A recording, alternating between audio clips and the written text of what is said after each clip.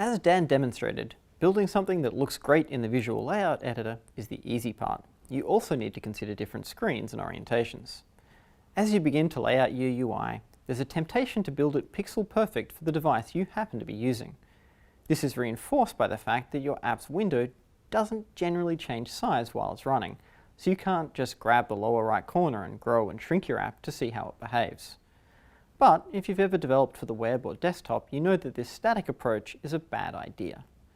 When Android first launched, HVGA, which are 480 by 320 pixel resolution screens, were standard. As we began exploring how to build engaging user experiences on them, we could use absolute layouts to define the exact location of each screen element.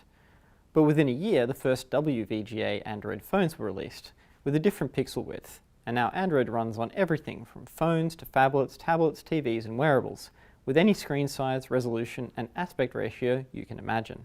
So just like on desktop or web, where you might use panels or CSS, your Android UI needs to scale based on the screen it's running within. And this is why absolute layout was deprecated in favor of layouts like linear layout, constraint layout and grid layout that can dynamically resize and adapt to any screen following the principles of responsive design.